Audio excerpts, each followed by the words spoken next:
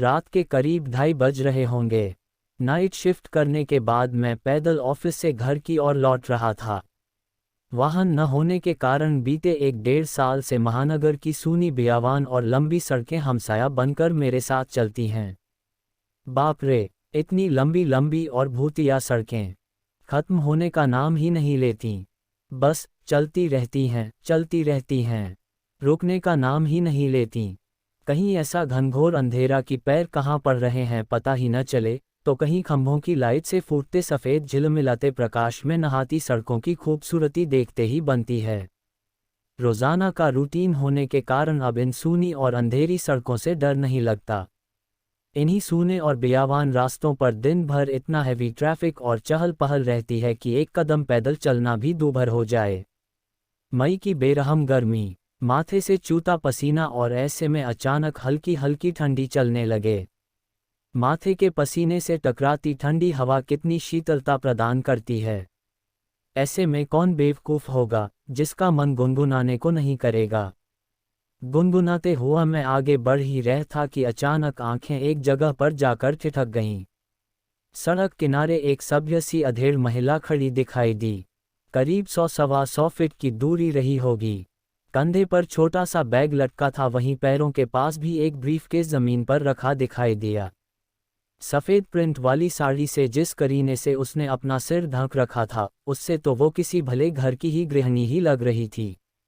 लेकिन इतनी रात गए, वो भी शहर के भीतर से गुजरने वाले हाईवे पर, कुछ अजीब सा लगा। हो सकता है मायके या ससुराल वालों ने बस में बिठा दिया हो और किसी कारण बस लेट होने पर महिला को देर रात यहाँ उतरना पड़ा हो।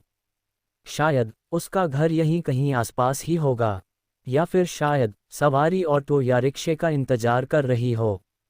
लेकिन इतनी रात गए रिक्शा कहाँ मिलेगा। शायद घर का कोई परिजन गाड़ी लेकर आ रहा होगा। शायद शायद शायद सोचते हुए मैं उसके बहुत करीब आ गया। नज़रों से नज़रें टकराए, मगर वो ज़रा भी नहीं झेंपी। मेरी आंखों में बराबर देखती रही। भय का नामो निशान तक नहीं, वरना इतनी अंधेरी और सूनी रात में एक अकेली महिला। कम से कम मुझ जैसे मवाली सरीखे इंसान को देखकर तो डर ही जाए। लेकिन वो तो लगातार घूरती रही, चेहरे पर न कोई हाव न कोई भाव। हाँ, होठों पर मुस्कान बराबर जमी रही। मैं ही झेप गया, मुझे ही नज़रें हटाना पड़ीं, कहीं ऐसी वैसी तो नहीं। फिर एकदम से सिर झटक दिया। होगी कोई, मुझे क्या लेना देना। मैं तेज़ी से कदम बढ़ाता हुआ अनजान महिला को क्रॉस कर गया। अनजाने डर और शर्म के मारे मैंने फिर पलट कर नहीं देखा। न जाने वो क्या सोच बैठे। चलते चलते मैं दूसरी सड़क पर आ पहुंचा। अब वो सड़क और महिला पूरी तरह से ओझल हो चुकी थी। कहीं कोई भूत वूत तो नहीं थी। थोड़ी देर पहले भला लगने वाला रास्ता अब भयभीत करने लगा था। मैं जल्द जल्द अपने घर पहुंच जाना चाहता था। इसी तारतम्य में चाल में गजब की तेजी आ गई और बड़े बड़े डग भरने लगा। करीब 1.25 किमी ही चला था कि अचानक मुंह से चीख से निकल गई। वो महिला करीब 100 गज दूर उसके सामने सड़क किनारे ठीक उसी ढंग से खड़ी दिखाई दी। कंधे पर बैग और ज़मीन पर ब्रीफकेस। ये कब यहाँ आ गई? एक ही रास्ता तो है। न कोई गाड़ी निकली और न ही वह पैदल दौड़ती हुई मुझसे आगे निकल गई। मेरा पूरा शरीर मारे डर के पसीने से तरबतर हो गया। लगा कि आज की रात आखिरी रात है। वो भूतिया औरत कुछ देर में मुझे चबा चबा कर खा जाएगी। मैं बेतहाशा भागा, इतनी तेज कि पता ही नहीं चला कि वो औरत कब पीछे रह गई। भागता रहा और सीधे घर पर जाकर ही रुका। सांसें दौड़कनी सी चल रही थीं। घर के बाहर ही कुछ पल खड़ा रहकर अपनी सांसों पर कंट्रोल किया। अगले दिन शाम करीब 5 बजे ऑफिस पहुंच गया। एक बुजुर्ग कर्मचारी को रात का सारा घटनाक्रम सुना डाला।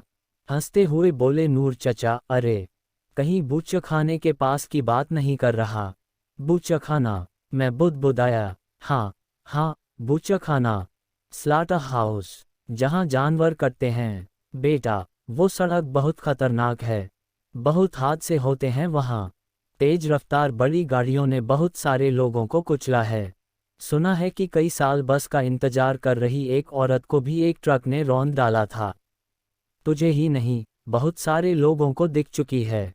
लेकिन बेटा, भली औरत की रूह लगती है, कभी किसी को नुकसान नहीं पहुंचाती। मैं हैरान था और परेशान भी। अब कैसे निकलूंगा उस रास्ते से रात में पैदल? और एक आत्मा, औरत की रूह से आमना सामना हुआ है मेरा, वो भी भली औरत की रूह।